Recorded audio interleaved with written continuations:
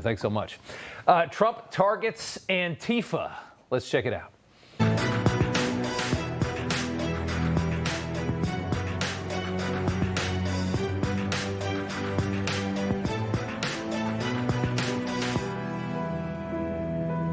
And welcome to Rob Schmitt tonight. For years, major cities in the Pacific Northwest have become home to some of the worst radical Antifa cells here in the United States.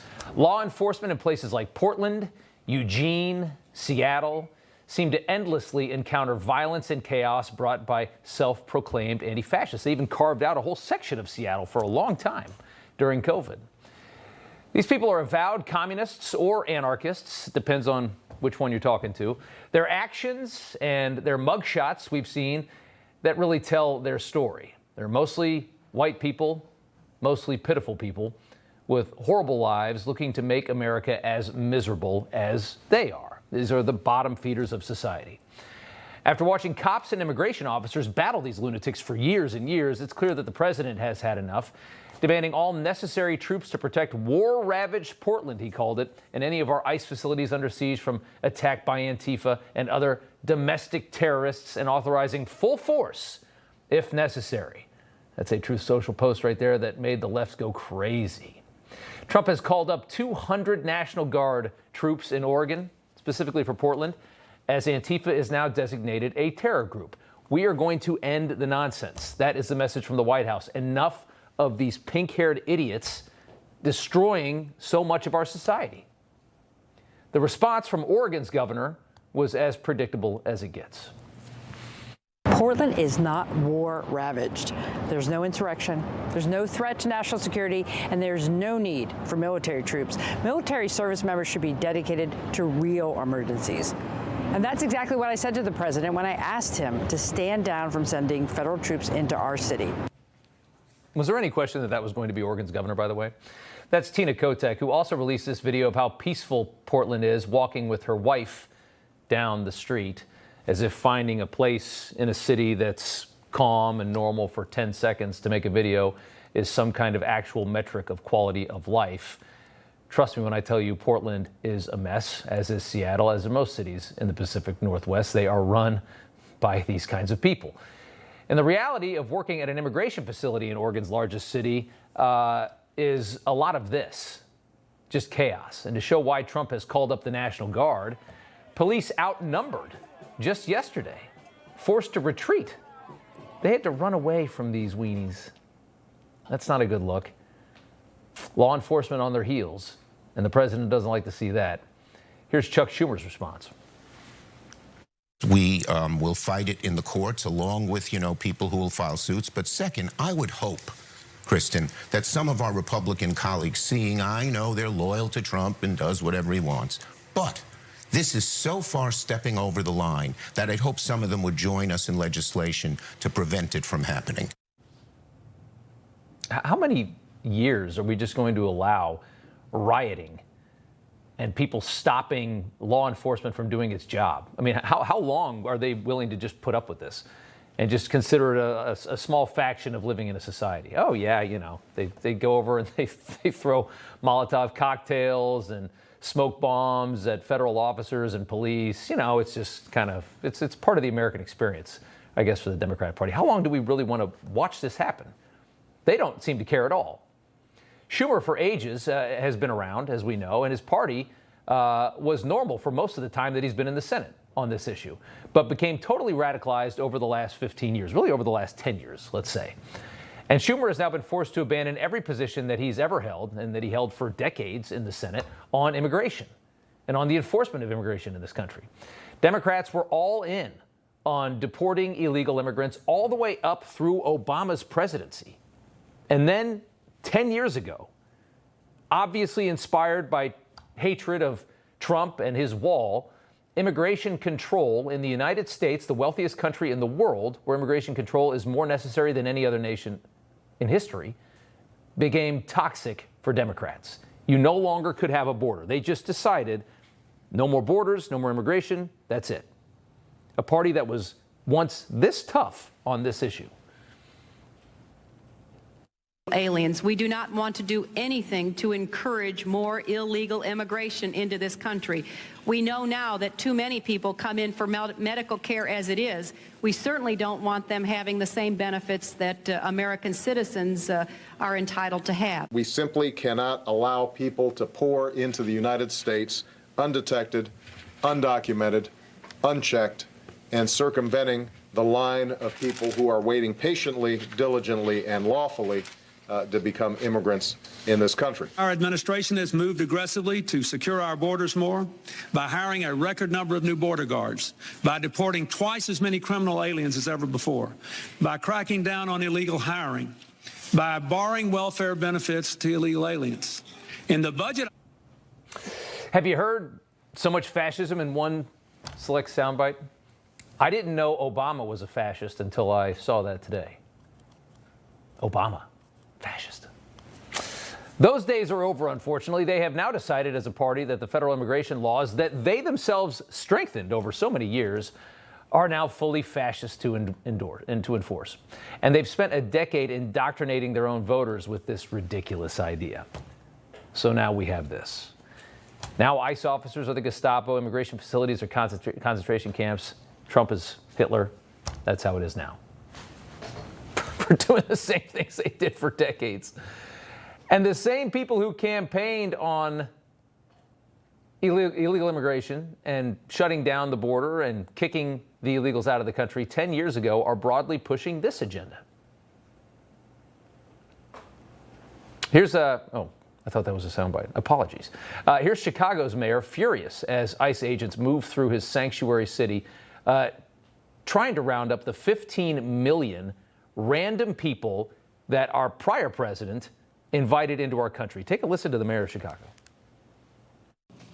My question to these masked, heavily armed individuals is simple. What could you possibly need an automatic weapon for? The only plausible explanation is that their aim is not to carry out their duties, but instead strike fear in our communities. He asked, what do they possibly need these weapons for? What do federal immigration officers in this country need weapons for?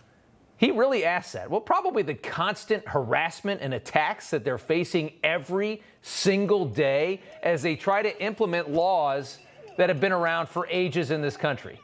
Because suddenly, out of nowhere, Democrats decided that you're a Nazi if you implement these laws.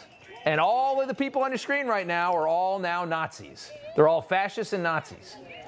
And so, yeah, they've always carried weapons. They have an extra good reason to carry them now. To the absolute brain-dead mayor of Chicago, the grown-up baby known as Brandon Johnson. The ICE director, Todd Lyons, joins us now to talk more about this. And, sir, it's good to have you back on.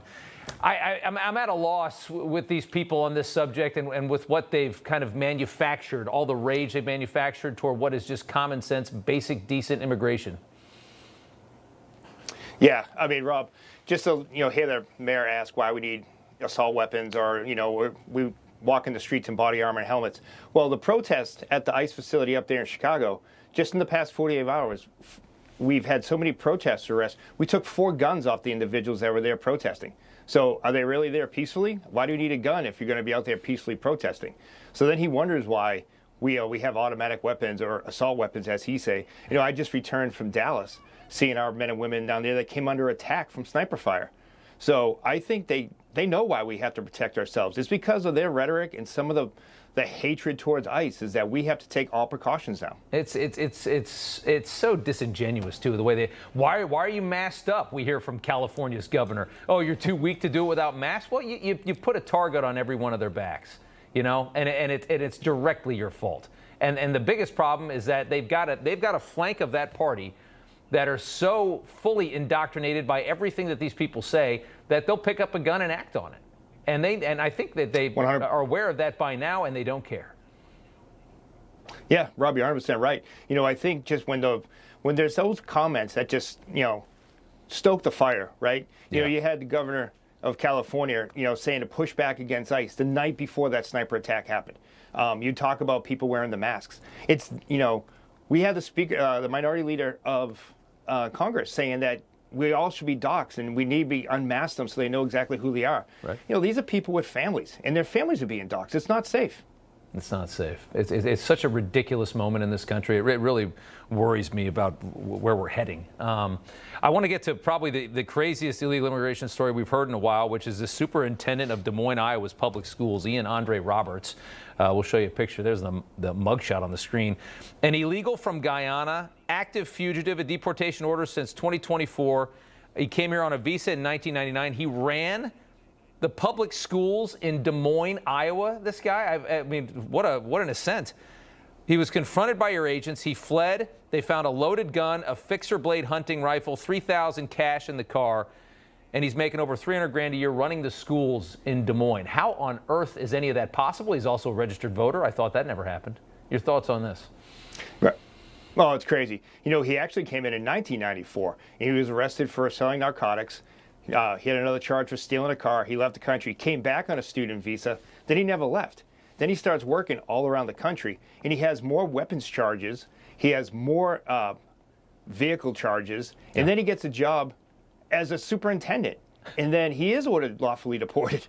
And then when my officers try to take him into custody, he runs, and he has a loaded weapon in the car. But what's really mind-boggling, Rob, is there was a protest for him. People were out there supporting him. And of course, I don't know how blind people can be to the facts. They can cheer for anybody. That's nothing to cheer for him. It doesn't surprise me at all. I got 10 seconds left. Is with what the president's done, National Guard, also Antifa, now a terror group. Is there enough teeth there to finally get you guys safe and to get away from this nonsense happening outside your facilities? Do you believe? I believe so. Yep. I think this time we're going to take the fight back to them, and we're going to retake our facilities. I love it. Todd Lyons, ICE Director. Thank you so much. We appreciate it. Eric Trump, author of Under Siege, My Family's Fight to Save Our Nation, joins us now. Eric, good to see you again. I want to start and just get your reaction to the Des Moines story and to what we're seeing at these ICE facilities that, led the president to make this proclamation and say, let's get tough. Let's get these guys. Well, listen, it's pretty simple. I'm proud of my father. I'm proud of him doing exactly what he said he was doing, right? I mean, it shows the anarchy all around the country. The fact that you have protests there, at the end of the day, my father wants one thing. He's always been very clear about it. He wants legal immigration. He wants to make sure bad people are not in this country, bad people aren't terrorizing the streets. And Rob, I have to say, when you look at what he did in Washington, D.C., right, where in a matter of 1 week he cleaned up a city that was absolutely being terrorized by crime, by burglaries, by murders.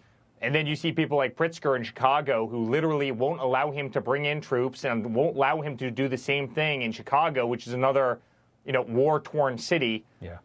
It breaks my heart. At the same time, I think it shows every American how insane the radical left truly is when you can stop it. He proved he could stop it. He showed he had the recipe to stop it, and they won't take him up on it. But I'm proud of what he's doing, and I'm proud he's making our streets safe. That's a wonderful thing for the United States. Yeah.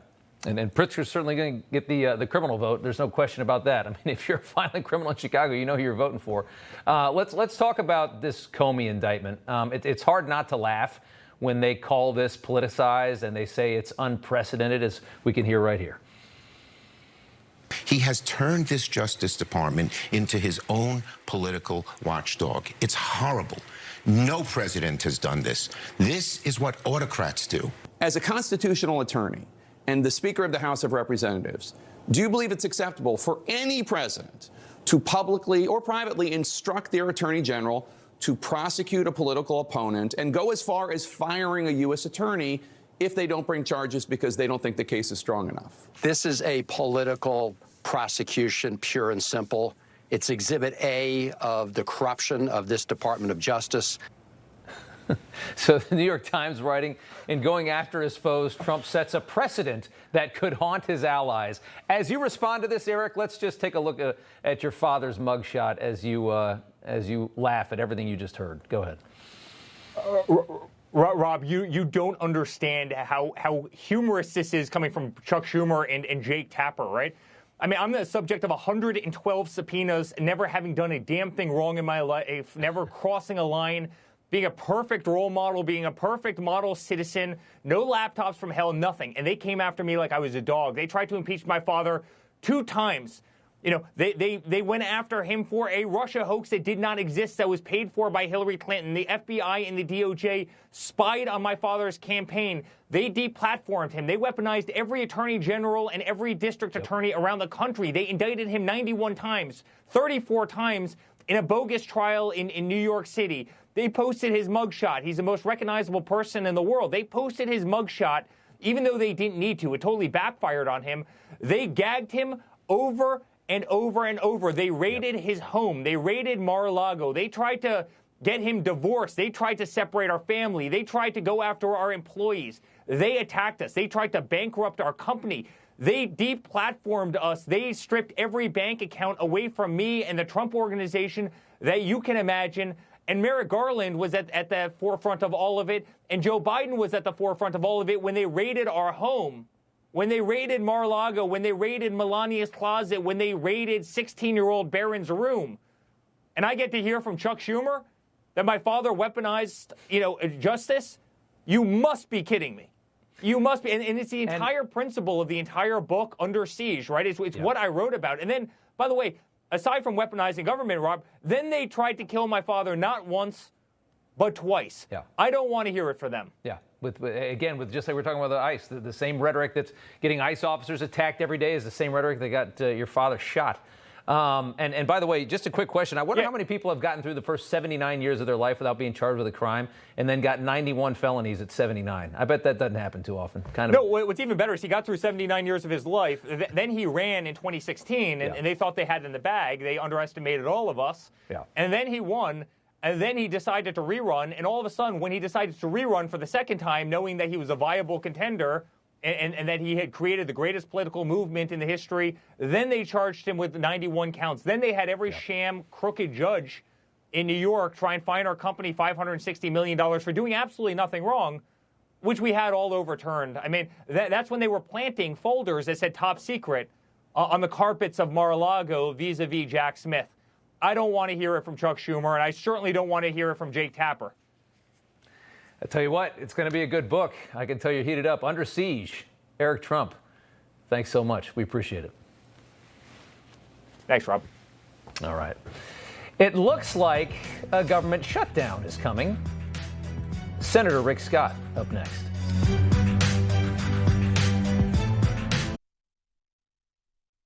I told him how I met a mother who was crying to me because her daughter had cancer.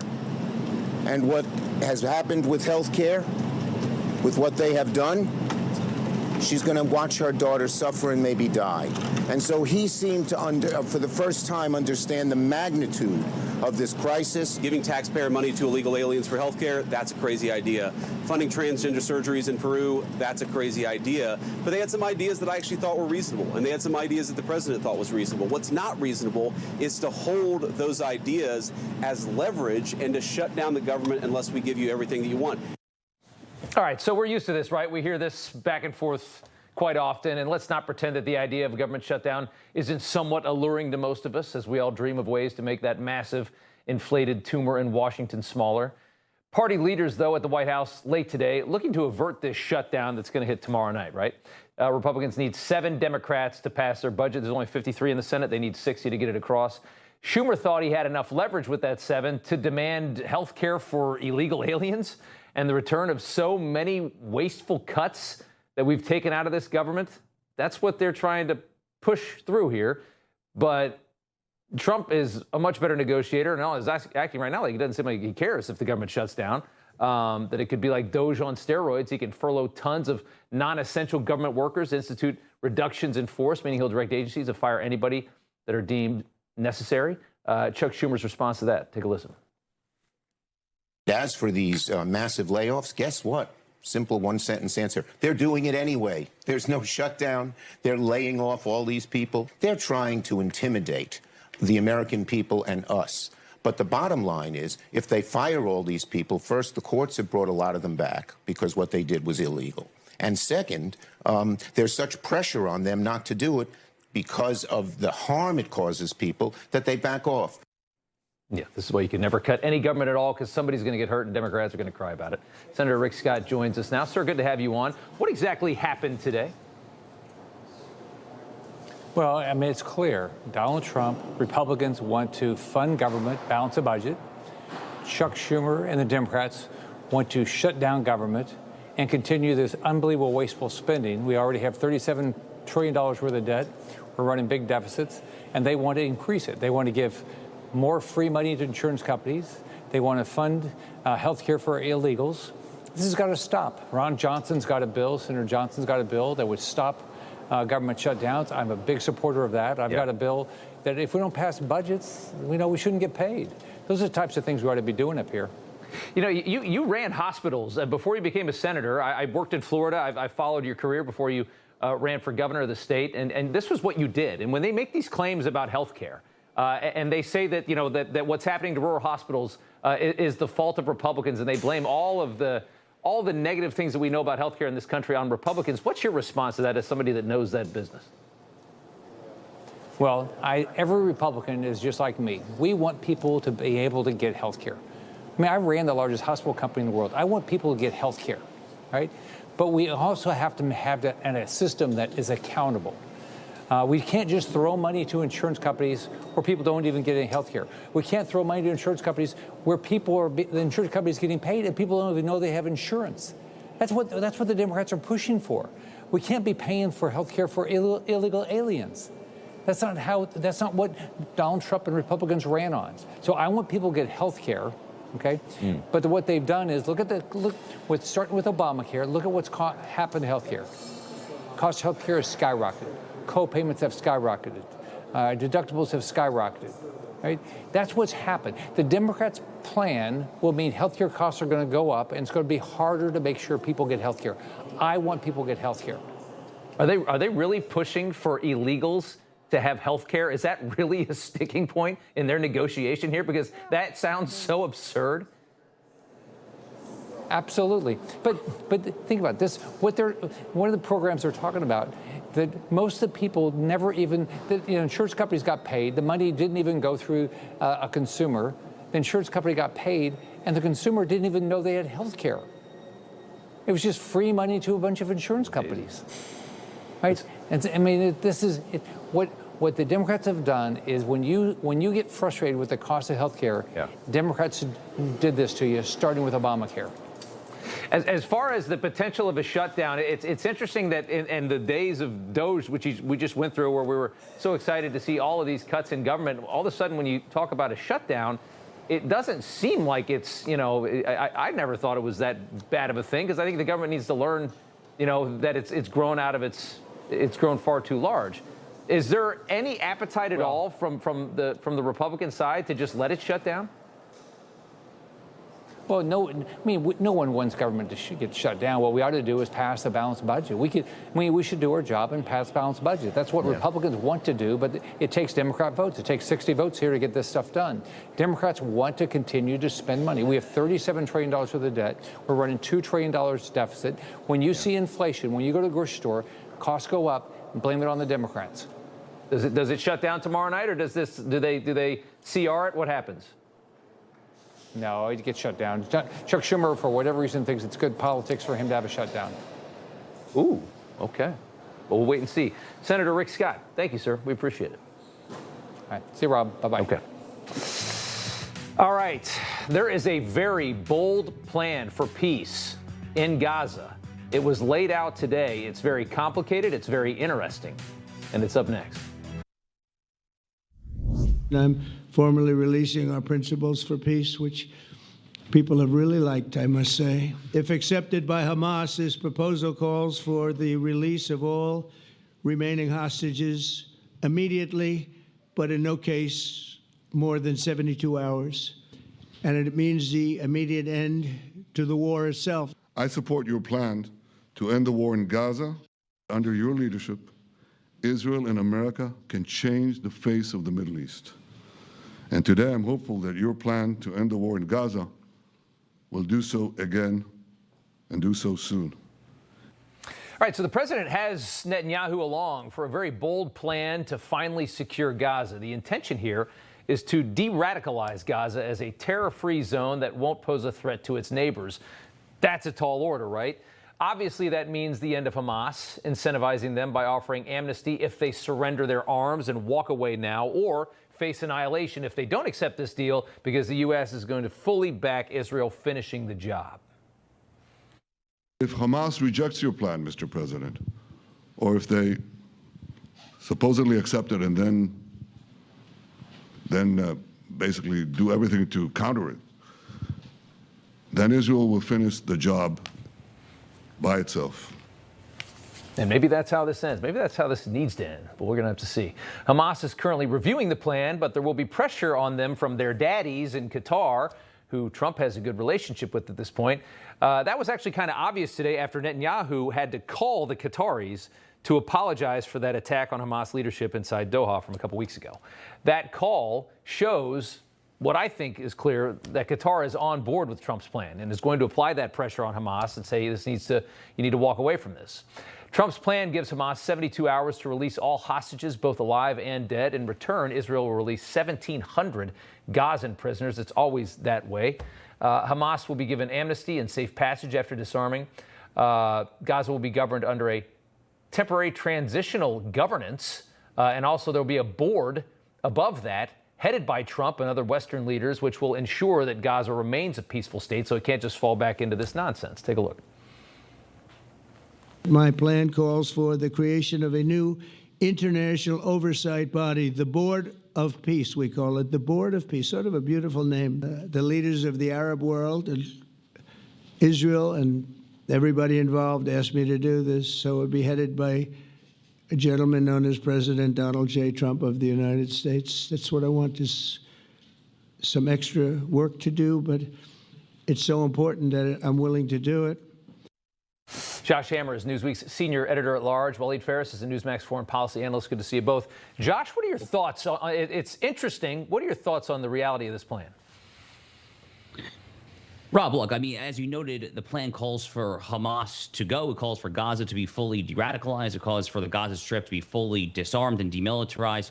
I mean, not to put too fine a point on it, but I, too, am old enough to remember when I believed in the tooth fairy and the unicorn farts. I mean, you know, it's fun to talk about Narnia. It's fun to talk about kind of make-believe concepts there. And I think that's kind of what's happening here in real time. Now, that's my real situation, is that I think President Trump and Prime Minister Netanyahu both know that this has close to zero chance of happening, even if Hamas accepted. I don't even think Hamas is actually going to accept this deal. We know that because they are maximalist, rejectionist, 7th century aspiring Sharia supremacists, genocidal maniacs who committed the single largest butchery of the Jewish people since Hitler was alive. So I don't think they're going to accept it. And even if they accept it, I think what Netanyahu is properly getting at is to be kind of like, it'll be a wink, wink, nudge, nudge. We accept it, but they're actually going to undermine it there. Well, one way or the other, Rob, this is going to end with Israeli victory. Okay. I mean, I can see that, and it does say it's a very complicated plan. It's obviously very hopeful. But Walid, is there any truth in your mind to the fact that, I mean, Qatar really has control of this group, and it seems like Qatar is at least somewhat on board, or else they wouldn't have demanded that call from Netanyahu, right? Well, of course, Qatar is going to ask their friend and ally, President Trump, to pressure Mr. Netanyahu, Prime Minister of Israel, to make the call. This is make up around it, because Qatar was considered that this was insulting for them to be hit inside, but not Qatar. It's actually against the Hamas leaders. Bypassing that, I've seen something similar decades ago in Beirut when they were trying to do the same with the PLO and Israel. And here's the deal. The administration needs a ceasefire, and the administration needs a release of the hostages. The government of Israel needs the release of the hostages and then the disarming of Hamas immediately after. So both sides eventually want the same thing. It depends what is the order. The problem that I see very quickly is that Hamas may use Qatar again to say, well, first we separate the forces. They're not going to go straight for disarming. And that zone that they will obtain and have maybe Arab troops in the middle and the Israelis on the other side is their ticket to be back again in the future. That's what they're trying to do right now. Josh, I got 10 seconds. Do you think that maybe Netanyahu says, yeah, sure, I'll agree to this. They won't, and then I can finally clean this place out? I think that's exactly what's happening there. You combine that with the fact that Bibi is facing a lot of domestic political pressure from left-wing groups there. I think that's kind of leading him to try to hold his coalition together as well there. That's really what's happening here, Rob. I think that Bibi knows there's no chance this plan actually happens, and then he will finish the job after that. Okay. We will see. Walid, Josh, good to see you both. Thank you so much. Thank you. The NFL let Jay-Z pick another Super Bowl halftime show. Jason Whitlock wants to talk about this, and he's next. Welcome back. The white guilt-ridden, virtue-signaling NFL announcing Puerto Rican Trump-hating rapper Bad Bunny will be the Super Bowl halftime show in February. Who? I can hear you saying it right now. Years ago, the suits at the NFL gave full control of NFL entertainment to Jay-Z for some reason, so this is what we're going to be getting from now on. Last year it was Kendrick Lamar. 90% of the viewers had no clue what the hell they were watching. And for those who don't know who Bad Bunny is, here's a little taste of what to expect at this year's Super Bowl performance, which is widely watched by everybody in America. A rapper who sings only in Spanish and is extremely left-wing, hates ICE, ending shows here in the U.S., won't be coming to the United States to tour, but he'll come to the Super Bowl. Here he is. Muchas novias, hoy tengo a una, mañana otra. Me las voy a llevar a todas pa' un VIP, ey. Saluden a Titi, vamos a tirarnos un selfie. 6 chis, ey. Que sonrían las que ya les metí en un VIP, ey. Saluden a Titi, vamos a tirarnos un selfie. 6 chis. Oh, it's going to be such a great halftime show. Unless you're a 23-year-old club rat from Jackson Heights, Queens, this will be your 20-minute bathroom and nacho break. Jason Whitlock joins us now. Your reaction to this choice, Jason? I think the NFL is trolling Donald Trump and MAGA. I think that Northern California, where this Super Bowl is going to be held, Gavin Newsom, Kamala Harris, Nancy Pelosi, they're trolling MAGA. I think this is a reaction somewhat to, obviously, ICE and the whole illegal immigration thing and Trump trying to deport people. But also, I think the Charlie Kirk Memorial Service and what a great celebration and testament it was to Christian values. Well, this is the left-wing response to that. They're going to put on a demonic, cross-dressing, gangster Puerto Rican rapper who he just does all the same gangster rap as the American black rappers do here. He just does it in Spanish. And so this is their response to Charlie Kirk. Hey, you guys had your nice little event that went, over very well. We're going to put on a big event to argue our side of the story. It has nothing to do with football fans. It has nothing to do with American fans. Nope. It's a pissing match with Donald Trump and MAGA. And I mean, just to put a finer point on it, the fact that they choose a rapper that doesn't even speak in the language of the country is just, I mean, nobody knows any of the words to these songs unless, like I said, you live in Hialeah or Alhambra or in the Bronx or Queens. I mean, that's there's the fan base for this guy is so minimal here in the United States. I mean, they're trying to market towards what? A couple with 2 kids that live somewhere in the Midwest. That's your TV audience. That's what they're all aiming for. Nobody will have any idea who this guy is. And I can just see all the suits at the NFL that are just all Greenwich left-wing, virtue signalers saying that, oh, this is perfect. This is exactly what we want. It's globalism. Yeah. And globalism is the antithesis of America first. It's the antithesis of what's right for America. And so this has nothing to do. The National Football League feels like they have a monopoly. That they're in bed with every television network, every Netflix, YouTube, Amazon Prime. They're in bed with everybody, and they feel like, hey, you know what? We don't have to care about American sports fans. We can serve other agendas. We can serve political agendas. We can serve our global initiatives.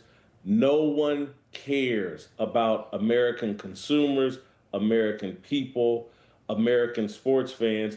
Rob, Christians organized sports. In the late 1800s, early 1900s, the Young Men's Christian Association, that's who organized sports, the YMCA. Sports have been stolen from Christians. And I think we need to draw a line in the sand right here, right now with this Super Bowl halftime to put this Bad Bunny on and for parents to have to answer questions when he comes out there in one of his drag queen outfits, and parents are gonna have to answer questions from their kids about what are we watching here? What's going on, mommy, daddy? We shouldn't have to tolerate this. They don't.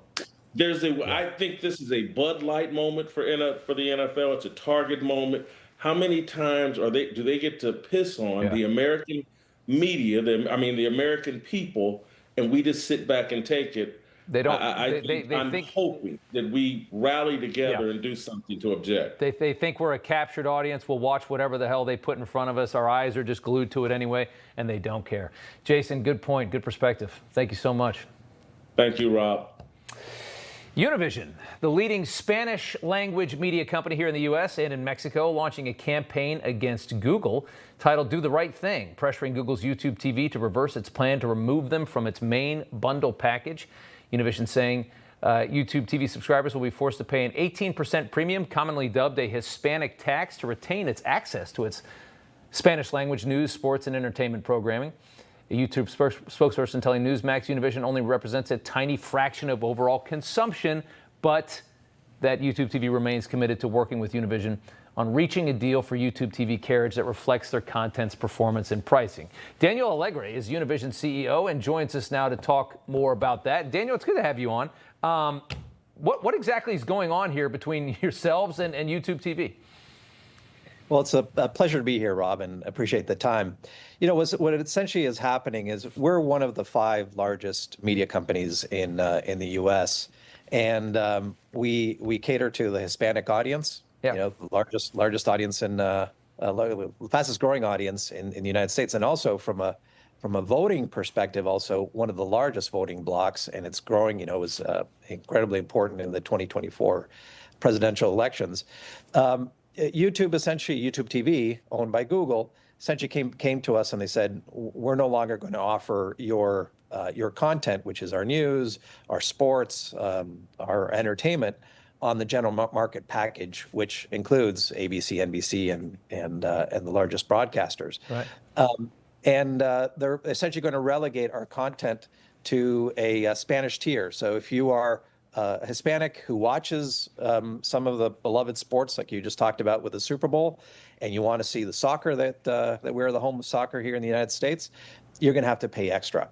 And this is at a time when elections are really around the corner. You've got New Jersey gubernatorial, the New York mayoral, midterm elections right around the corner, and we are the source of news and content for Hispanics. And to shut that off at this time is suspicious, and honestly, it goes against the democracy that we're trying to build here in the United States. It's strange too that you guys had the big Trump town hall, I think you had, and we saw a big move towards conservative voting for a lot of the block of viewers that you guys hold. That's absolutely right. You know, we made a concerted decision 4 years ago that we were going to be the trusted platform where all sides, complete free speech is available here. And we hosted President Trump in 2023. He had an interview on our network. Hispanics got to see him and hear from him directly versus actually from editorial. Right. And then we hosted, as you can see here, the town hall. That was a time for him to be able to connect with Hispanics. And what we found is that Hispanics are no longer a purely Democratic left-leaning vote. No. They are an issues vote. Yeah. And if you present the issues to them, you know, they're going to gravitate to the message that mattered. And that's actually why so many Hispanics moved towards President Trump in 2024 and why they're so critical of midterm elections. We will follow what happens with this story. Daniel, thank you so much. We appreciate it. You coming on. Thank you very much, Rob. Univision. Thank you so much. All right, after importing millions of Muslims, the UK suddenly has no issue with incest. This is one of the weirder stories you'll hear, and it's coming up next in News from the Left. Time now for News from the Left. Weird story here. After importing millions of Muslims, the National Health Service in the UK briefly had no problem with incest, it appears, literally advocating for benefits of marriages between first cousins on the website, despite the insane risk of birth defects and other terrible health risks. Guidance published by the NHS and recently taken down said first cousin marriage is linked to stronger extended family support systems and economic advantages. Yes, they are this idiotically woke in the UK. It comes after the Prime Minister said months ago that he wouldn't ban the practice outright of marrying your first cousin, arguing education should be prioritized instead of overreaching government mandates. The first time they don't want to actually overreach, right? Not surprising, though, they're ignoring all the rape that comes with importing the Middle East. Might as well ignore the incest as well over there in the UK. Next up, New York Governor Kathy Hochul loves to complain about inflation. A brilliant idea from the Botox queen who rode the Me Too wave to the top. Let's dump billions of dollars into the economy to inflate everything even more. I'd go shopping, I'd walk up to people. Like, how would it feel for you if you had an extra $400 back in your pockets? What would it mean to you? And people were just like, are you kidding me? Are you serious? This could really happen? I mean, that could help with groceries for a week or two. Wow, a week or two? What are you going to do in 2 weeks? Kathy Hochul. Yes, Kathy Hochul. And finally, the Euros win the Ryder Cup and tease the president. Are you watching? Are you watching? Are you watching God? Are you watching Donald Trump? Are you watching Donald Trump?